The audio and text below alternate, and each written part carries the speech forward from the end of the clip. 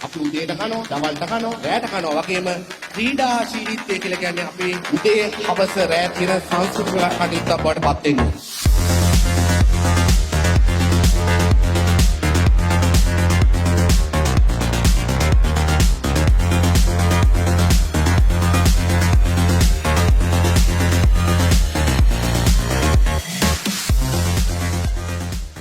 ක්‍රීඩාශීලීත්වය කියලා කියන්නේ තරගයක දිනන එක නෙමෙයි.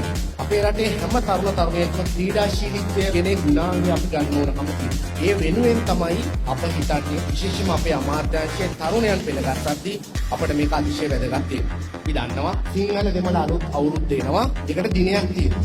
ටයි පොංගල් එකට දිනයක් තියෙනවා. නත්තලට දිනයක් තියෙනවා. හැබැයි මේ දිනයත් එක්ක සංස්කෘතියක් නැති. සිංහල දෙමළ විතරක් නෙමේ අපේ රටේ හැම දිනකටම මේ කාලෙදි සිංහල දෙමළ අලුත් අවුරුද්ද සිරී යනවා. මේ සංස්කෘතිය යනවා. වෙසක් දවසට එහෙම, ටයි පොංගල් දවසට එහෙම, නත්තල් දවසට එහෙම.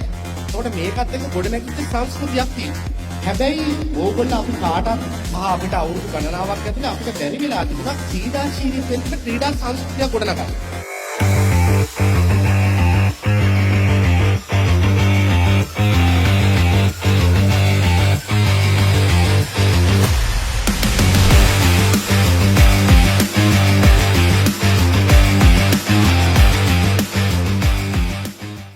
මේ National Youth Sport Fest එක මෙවර ක්‍රියාත්මක වෙන්නේ විශාල වෙනස්කම් කිහිපයක් සමග. අපිට හැකි වුණා වසර 10කට විතර පස්සේ මේ Youth Sport Festival එකට අලුතෙන් තරඟ ඉසව් 3ක් එකතු කරගන්න. පිහිනු, බැඩ්මින්ටන්, චෙස් කියන තරඟ ඉසව් අපි මේ වසරේදී එකතු කරලා තියෙනවා. ඒ වගේම අපිට පුළුවන් වුණා වසර ගණනාවකට පසුව මේ ස්පෝර්ට් ෆෙස්ටිවල් එකේ ලංකාවේ සෑම ක්‍රීඩකයෙක්ම සෑම තරගකරුවෙක්ම ජයග්‍රහණය කරන ඒ පදක්කම එකම ස්වරූපයක එකම ආකාරයක පදක්කමක් සහ එකම ආකාරයක සහතික පත්‍රයක් ඔබ සියලු දෙනාටම ලබා දුන්නා.